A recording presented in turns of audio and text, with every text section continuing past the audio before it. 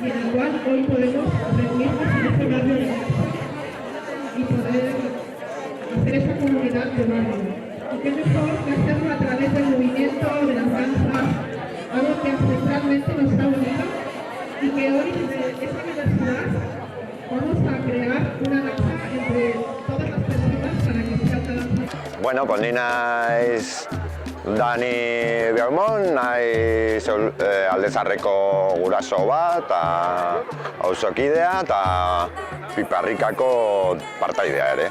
Pues hau antolatzen du AZ, baina sarean lan egiten dugunez kolektibo gehienak, pues ni nago Piparrikan, baina Piparrika dago AZ ekimenan sartuta.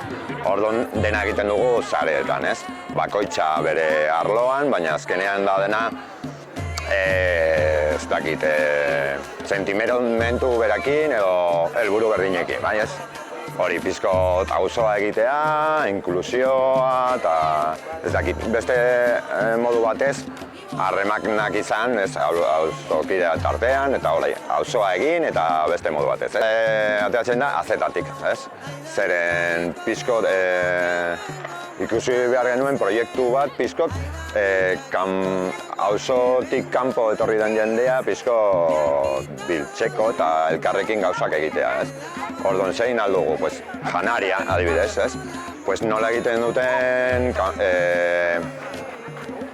atxerritarrak eta hola, beste leku batetik etorritako jendea nola egiten duten sukaldatu.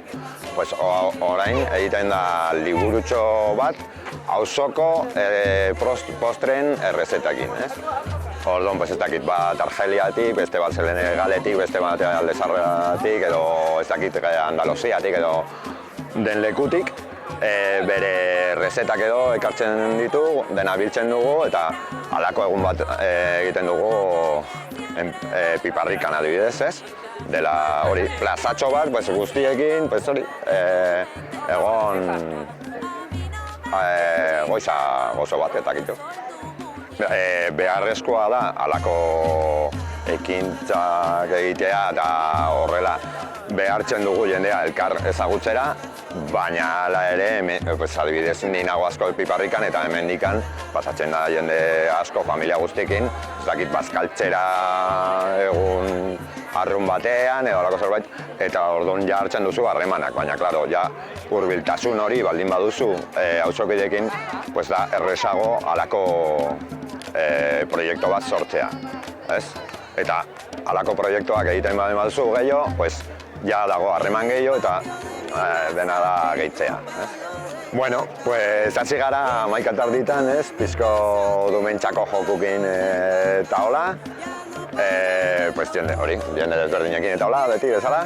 Eta gero pizko dantxak eta hola egin dugu, zirkuloak hori pizko elkartasuna egiteko eta hola. Eta gero, azkena da postreen daztaketa, ez? Hemen egonen garela postre guztiekin daztatzen, elkarri dute guztiak beren galakin eta hola daude dena super guapak eta guapok.